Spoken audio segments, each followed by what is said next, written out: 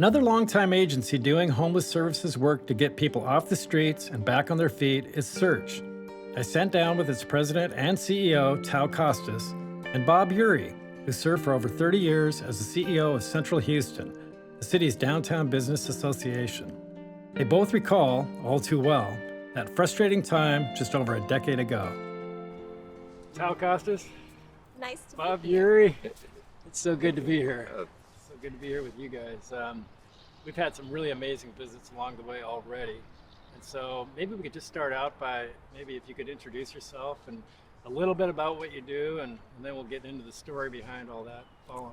Sure. I'm Thao Costis, and I'm the CEO of Search Homeless Services. We're a 33-year-old organization that's evolved over the years from responding to emergency needs of people who are homeless to now providing the primary case management services to engage people from the streets and move them into housing. Bob? I'm Bob Eury. I'm retired. I had served for 38 years as the president and CEO of Central Houston and some affiliated public organizations that have been involved in the redevelopment of downtown. I've had the great, I think, honor and also sort of responsibility, I believe, to focus on homelessness as part of what we're all about. And I think over the years I've become pretty passionate about it. Yeah, they call you the mayor of downtown. Oh. And nobody Sounds like I think Frank was up here. Yeah, no, it was Mark, and I think Oh, there was Mark. no disagreement on that at all. Yes. I think I could have been talking to the Mayor Turner. He probably would have said the same That's thing. I'd agree. Yeah, that's fantastic. So, with that kind of tenure, you've seen a lot of things change in the homelessness area. Even the core mission of Search has evolved a lot. Yes. Maybe you could just talk about 33 years? Well, Search has been around 33 years. I've You've been been in this 27? work. I've been in this work, yes, with Search 27 years, but in Yeah. the work of homelessness for 30. And yes, I've seen it evolve from I think our natural tendency is to react to and reduce the suffering of people who are in this dire strait. And so that's what Search did. We were completely grassroots, volunteer initiated, and so we wanted to give people, the showers and the laundry and the food and the connection to the human being. And we learned over the years that while that is very much needed and meaningful, we needed to do more and differently in order to really end the suffering completely. And that to end homelessness, we need to have people in homes, and we need to wrap them with the care and the support that they need that's taken them into such a different place in this life. And so that's the focus that our community has made. And then you had an initial transition. You, I think, like me, you were an accounting major. Right? How did this happen? Yeah, how did this happen? I'm sure my family's still asking that. How's that accounting profession going? Yeah. Well, I benefited from being an immigrant in this country, receiving housing support, housing vouchers. Back then it was called Section 8, Yeah. and food stamps all the way through high school. And so the way that we were able to finally not have that was because my brothers graduated from college and able to buy us a house. But yeah, so people that touched my life really left an impression on me. And so I wanted to do the same for others. And Bob, I think when you think of heading up a business organization like yours that covers the downtown area, just a few years ago, it might not have been a real focus on homelessness, but that's changed over the years too. Well, it's changed. Let me say that you can take most any downtown in this country for sure, and when you really look at list of issues that are right front and center and that the communities deal with, homelessness is up there. I feel like here it really goes back actually quite a few decades. And in fact, it's interesting because it goes all the way back to talking about the early days of Surge. It was innovative, and we were beginning to work on solutions. My first sort of involvement really came more through housing. A few of our nonprofit plus other nonprofits, including Search, sort of got together and said, let's build a single room occupancy SRO housing. And we took on a old sort of tenement hotel in downtown. And it only took us 5 years to get it open and built. Very proud of it, actually, that we were able to get it done. But we did it largely, one, to begin to employ federal grant money, because Houston did not have a long history of doing that. Right. And secondly, because we realized we did need homes for people. We needed actual shelter for them. And I think what was great about it is that it also became kind of a training ground for all of us involved, because we were learning on the job in terms of kind of getting this off and going. And how did you make the business case for that to your fellow business people, Bob? I mean, early on, it must have been a little bit of an exercise. Well, I think actually the thing about it is this. I think that here in Houston, first of all, developing a project, this is a city full of developers, so that you don't have any problem really getting anybody to understand what you do when you want to develop something. You know, they all get it.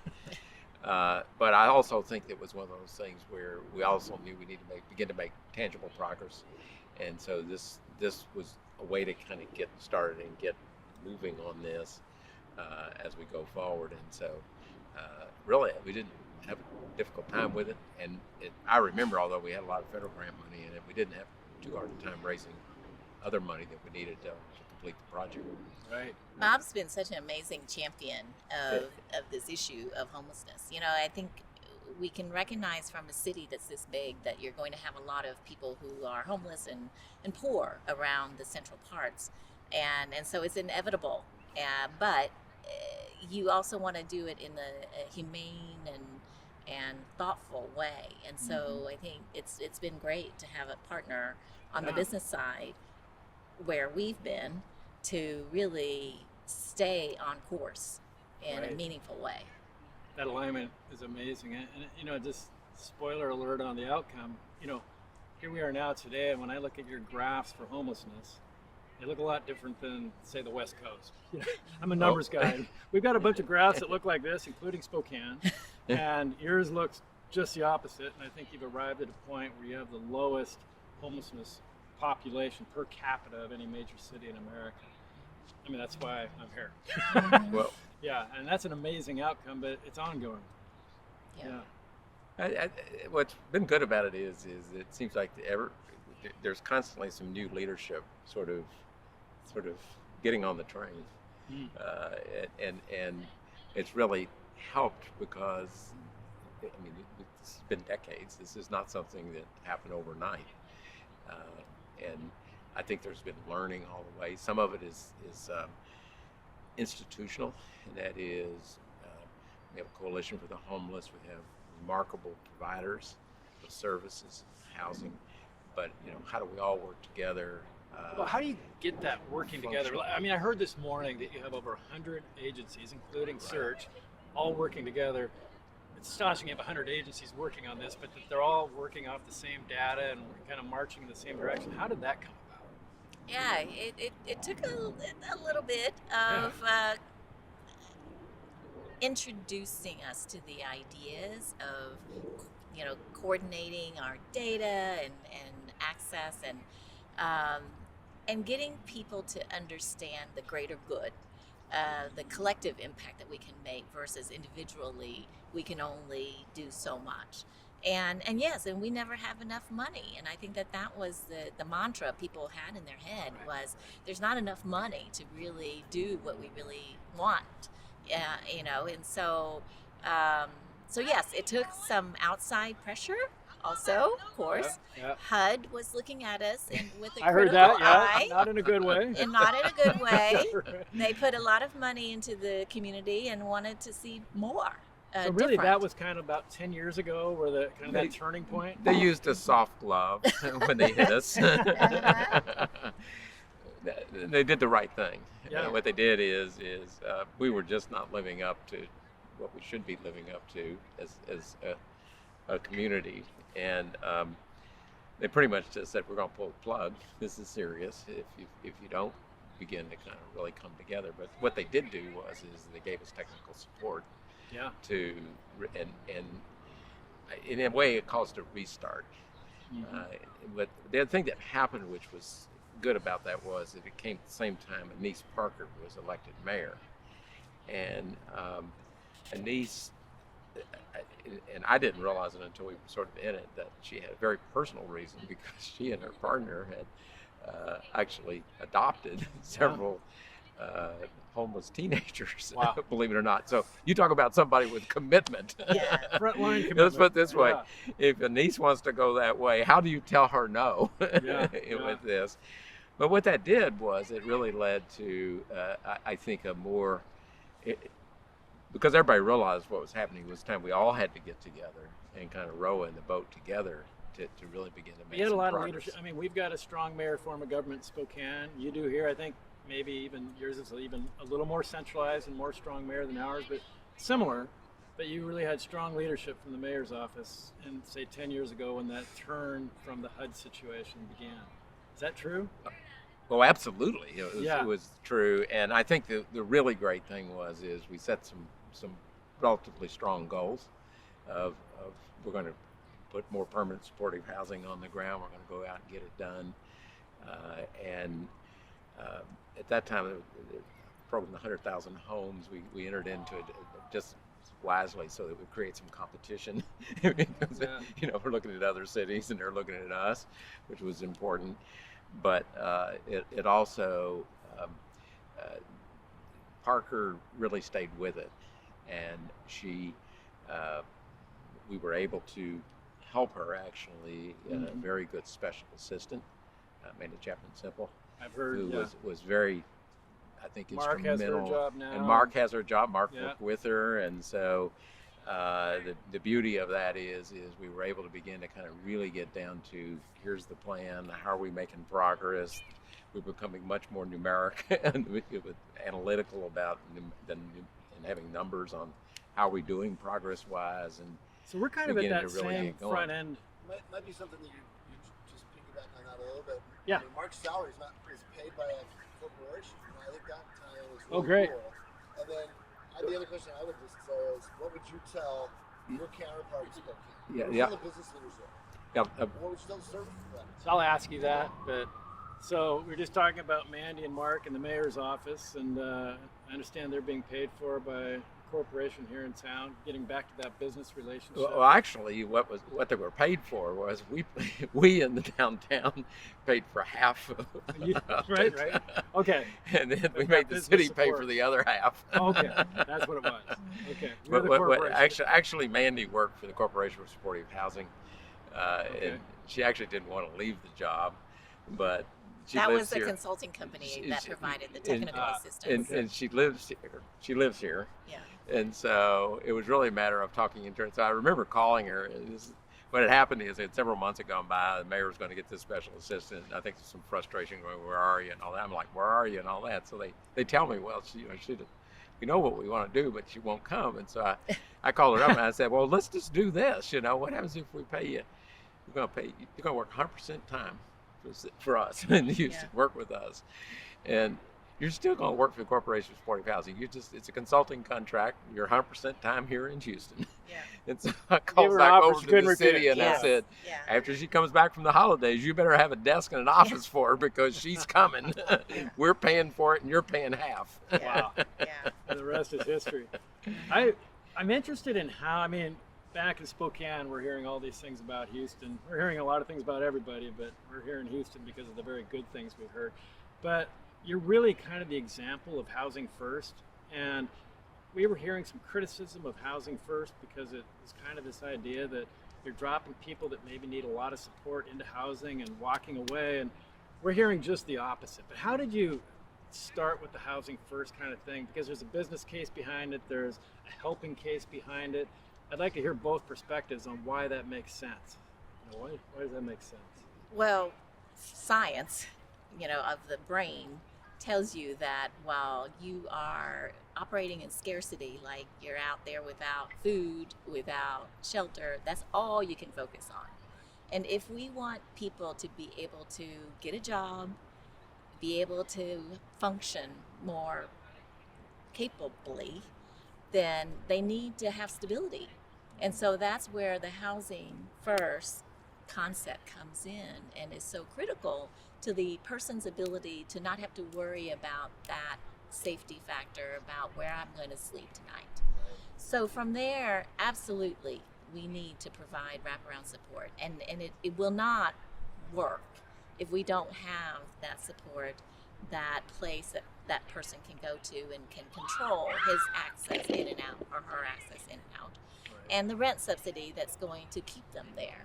So those three pieces are vital to the person's ability to achieve better health, better economic health, and stability and control, sense of control of their lives, and being able So to what does think. that look like at search? You're in a homeless situation, you're introduced to search, you arrive there, and then what starts to happen to create that support? So the first thing that we do is we assess them. We do a quick interview about, where have they been, how long they've been out in the street, to give us a sense of how vulnerable is this person, because that's how we judge, how we prioritize, their ability to access our Not an limited. assumption that they're all the same. These No, are not, absolutely. These are people, they're all different. All different circumstances. They haven't been out in the street the same amount of time, and their challenges are all different. And so how do you make a judgment about whether you're going to help this person today or that person that comes in next? Because our resources are limited. So our priority are the people that are the most vulnerable first as resources become available. So we assess them for that. The Coalition for the Homeless hosts that kind of list. Yeah. And then we, in the meantime, while we're waiting to see is their name going to come up as housing resources become available, we try to help them with their ID, with the things that, as a citizen, you cannot operate and exist if you don't have these essential things. And so that by Clean the clothes, yes, place for your things, Right, and, right. ID and Yeah. healthcare and all, and you coordinate all those. right. And so that's our frontline team. They're the outreach. They're going out and to find these people and picking them up and So it's and almost escorting them triage right at around. the front end. Absolutely. Okay. And getting them ready so that when their name does come up with that golden ticket of, Right. hey, there's a housing resource, a rent subsidy that's now available for you. So this is a misperception. You go out and find somebody on the street, and then we have this housing for you, and come over here with us, and we put them in housing and walk away. This is the opposite. Right. Because, again, we don't have enough places for people to go. So we have to try to move as quickly as we can, have the housing, try to build those resources up, and then get them in. And once they're in, the support So continues. once they're in, another team, so we have a different team, because this team is going to stay with this person indefinitely. If that person is disabled and they've been out in the street for a long time, just imagine. I mean, most of our clients, their average length of homelessness is 2.5 years. We've had people who've been out for 20 years that we've moved into housing. So if that person who's been out there for 5, 10 more years, there's a lot of complications in their physical health, emotional health, social health. And so our case manager that's assigned to work with this person will stay with him or her. And it is by choice. This person is not obligated to meet with us. So Thao, once you move people into housing, I understand that, say, after 2 years or a period of time, what do the statistics look like on them still being in that housing situation and doing well? Retention has been great. 90% of the people stay. And so yes, we do have evictions. We have people that it doesn't work out. So our case managers who are working with the housing clients, our job is to find another option for them, because we don't want them back on the street. So that's Maybe what when we it try to doesn't do. work, find another way to make it Absolutely, work. absolutely. Wow, persistence. Mhm. Bob, you've got the skyline. There's a lot of businesses there. The businesses in Spokane have a lot of frustration right now. There's people moving to other parts of the city, out in the suburbs, complaining about the situation downtown. States. Yeah, and across the state. across state, right? A lot of small business owners, that would normally, big-hearted people, but they're trying to make a business work and they're really frustrated.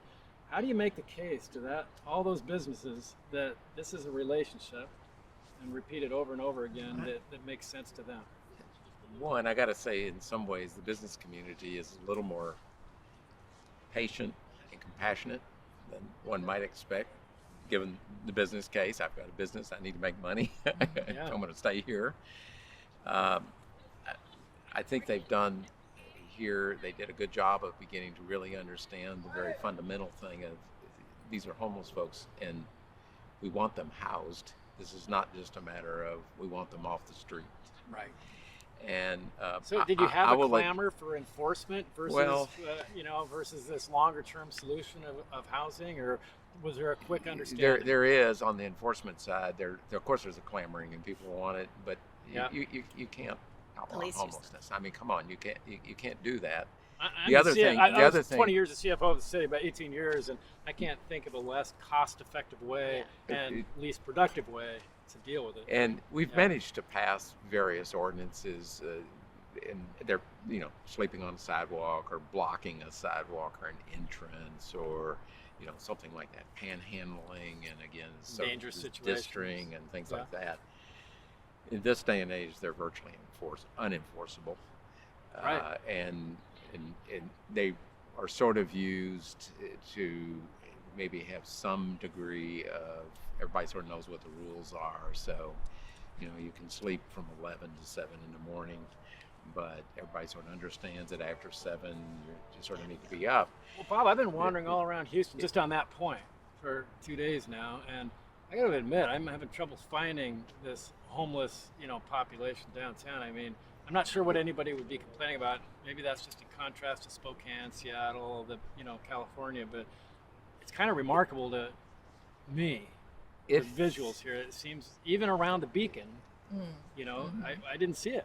It is, well, first of all, I think you have sort of two populations. You have a true homeless population, and then I think there's a population of some citizens in the city that probably have houses, but they just hang out in downtown. They spend time in downtown. And I've always kind of likened it, if you lived in a small county and you got a courthouse and, there's benches outside around the courthouse, these are the folks that would, in a small town, be sitting on those benches around the courthouse. I just think it's the nature of a city. It's the nature of a downtown. It's the heart of the city. The life of the city goes on there. Urban experience. I think the other thing that's been good is that the downtown community, we've tried all along with the help of Thao and others to really make sure that they really are educated in really understanding sort of how this works and what we're trying to do.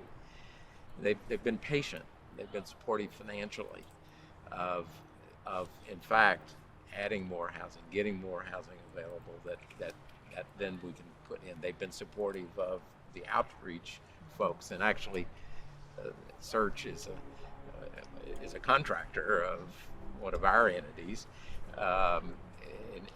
in doing outreach work, and we're all working together. We have, probably do in Seattle, we have public safety guides in downtown who are really sort of a cross between an ambassador, really, when you get down to it, and then sort of being eyes and ears on the street. That's part of the downtown association. And that's here, well, and here it's part of the downtown management district, right, the downtown district. Similar in Spokane. And so you're paying an assessment to help support that. But the assessment's also helping support the whole system of promotion, of moving people into housing, coordinated access system, and all that. I mean, we're helping to support that financially. And so I think everybody's really had, the downtown community really, they've done a good job of really understanding the bigger case here. That would be your elevator. If you came and talked to our business improvement district or our downtown Spokane partnership, it's called, that would be your elevator speech to them. This makes financial sense, and a lot of we can't afford this, and we can't afford. Doesn't seem like it. We can't afford to do nothing. Well, if you're responding just to the symptoms on the street, so to speak, the reality is you're only going to go one way, and that's backwards. Yeah. And so you have to be moving forward, and that's why we've worked very hard on the system, and I think downtown community's probably tired of me talking about it, but it's just so important that we do have this coordinated access system, that we really do have a system of being able to produce and find more living accommodations for people that have been on the street. And you just that keeps going. I mean, there's just, you don't back off. We've had good success recently, I might say. I know this sounds strange because none of us have had much appreciation for COVID. One of the bright spots of COVID was that it's given us some federal disaster money, Right. which is And we have the same. we've been able to use and are using to house quite a few more people than we would. Our pace has gone up. In fact, the issue we have at this point, we're sort of pushing the market. The market's gotten tight on multifamily here in Houston. Probably has everywhere. Prices are going up, everything. And so the issue that we're sort of struggling with now is finding more housing Right. that's suitable. Taylor talked earlier when we were sitting around about putting a price, the cost. Yeah. I haven't really heard that from anybody yet. I'll come back to that. And two different angles on the cost of doing nothing, Yeah, more or an less. agreement. Yeah. You know, this whole, we got to get on the same page because you guys both said that to us. But the Okay. cost per person if you're not housed versus Yeah. So, because we're running low on battery. oh, okay. We gotta get. Okay, So- you got to get there. In terms of just not being able to afford to do things, there's this huge cost of not doing anything. And part of it's just, there's an annual cost with the hospitals and all the public services. But do you have a sense of what those dollars are, maybe on an individual basis of just doing nothing? Yes, in fact, the county studied this and showed that it costs $96,000 per person per year to leave them out on the street, and that's Wow. costing the agencies as well as the critical, criminal justice system and the healthcare system. And then what's the cost of housing with all the services? Housing with all the services about $18,000. That's You don't rent. have to be real great with Exactly. Exactly. And that's rent and health care, Right. wraparound support. So it just makes sense. It really does. And it makes sense for us agencies who've been spinning our wheels. I mean, really, we had been just reacting to survival needs versus really getting traction. And so we've each had to adjust along the way and really get clear about our unique contribution to this system. And how are we going to complement each other rather than just a little bit at a time by everybody. It doesn't go anywhere. Right. Yeah, maybe ask Thao, how many things were you doing before you got on this Oh. coordinated plan, and how many now, right? Yeah, You could ask maybe. them. Yeah, let's just talk briefly about the evolution of your respective organizations. Once we get doing something, it's hard to change sometimes. We're all creatures of habit, but it sounds like there's been this evolution of your service model, for both things you're dealing with, from where you were, say, 10 years ago to today. And how did you get people to buy into that kind of change? And what did it look like then, and what does it look like now, say, for you? Tim? Yeah. Well, we had like 6-7 different services that we provided, from day shelter to childcare, adult education, employment, you name it, we had it. And it was costing us more than we could really manage. We were too diversified and really not clearly effective in any particular one. Right. And so that's the problem with any business if you try to do too much.